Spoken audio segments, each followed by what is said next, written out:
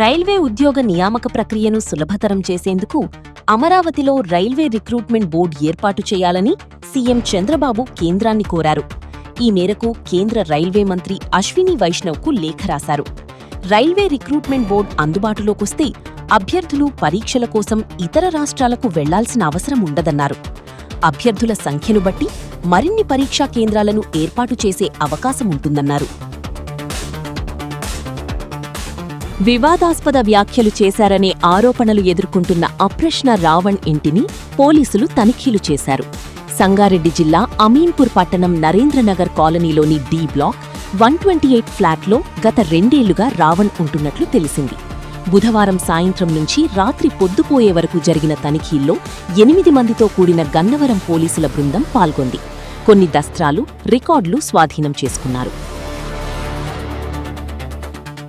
Janasena party అనుబంధ విభాగాల్లో పనిచేయాలనుకుంటున్నారా? మీకు ఆసక్తి ఉన్న విభాగాల ద్వారా పార్టీకి, సమాజానికి సేవలందించాలి అనుకుంటున్నారా?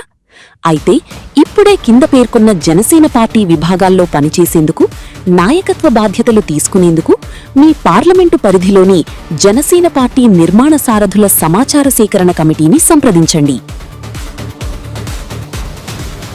దక్షిణ కొరియాలో Hyundai Korea ship building and offshore engineering HDKSOE global business director Kwon యంగ్హూన్తో పాటు ఆయన బృందాన్ని మంత్రి నారా లోకేష్ కలిశారు. ఈ సందర్భంగా ఆంధ్రప్రదేశ్లో ప్రపంచస్థాయి షిప్ బిల్డింగ్ క్లస్టర్ అభివృద్ధిపై విస్తృతంగా చర్చించారు. రాష్ట్రం యొక్క విశాల తీర ప్రాంతం, వ్యూహాత్మక స్థానం, సముద్రరంగ అభివృద్ధి అవకాశాలను ఉపయోగించుకుని ప్రపంచస్థాయి షిప్ బిల్డింగ్ ఎకోసిస్టమ్ను నిర్మించే దిశగా పలు భాగస్వామ్య నమూనాలను పరిశీలించారు. ఈ ప్రాజెక్టు ద్వారా రాష్ట్రానికి పెట్టుబడులు, పారిశ్రామిక అభివృద్ధి, ఉపాధి అవకాశాలు పెరిగే అవకాశముందని భావిస్తున్నారు. హైడ్రా కూల్చివేతల అంశంపై తెలంగాణ రక్షణసేన చీఫ్, మాజీ ఎమ్మెల్సీ కల్వకుంట్ల కవిత సీఎం రేవంత్ రెడ్డిపై తీవ్ర విమర్శలు చేశారు.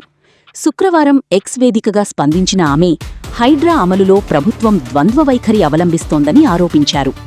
పేదల ఇళ్లను కూల్చుతూ కొందరి అక్రమ నిర్మాణాలను మాత్రం కాపాడుతోందని విమర్శించారు.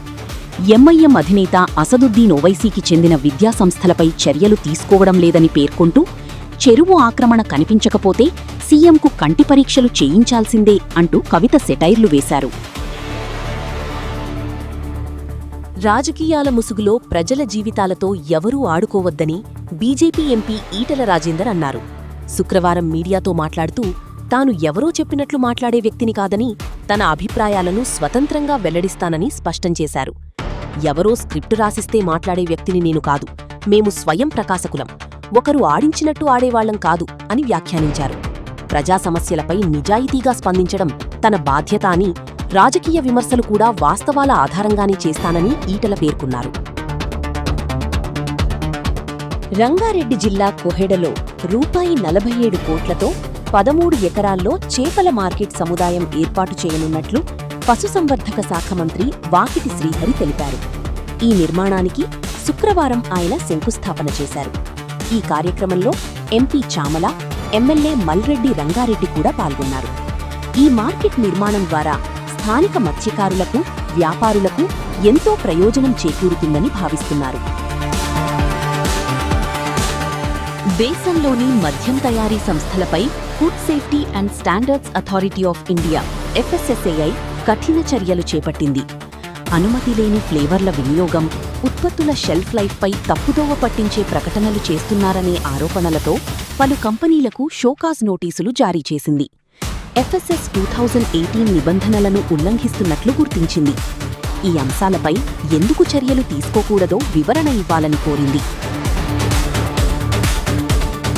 నైరుతి రుతుపవనాలు దేశవ్యాప్తంగా తీవ్ర ప్రభావం చూపుతున్నాయి.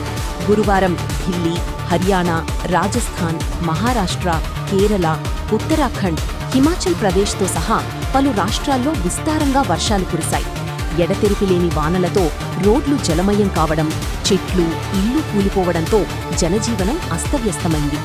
ఉత్తరాఖండ్లో 9 రాష్ట్ర రహదారులు సహా 107 రూట్లలో ట్రాఫిక్ స్తంభించింది. దేశవ్యాప్తంగా వర్షాకాలం ప్రారంభమైనట్లు IMD ప్రకటించింది.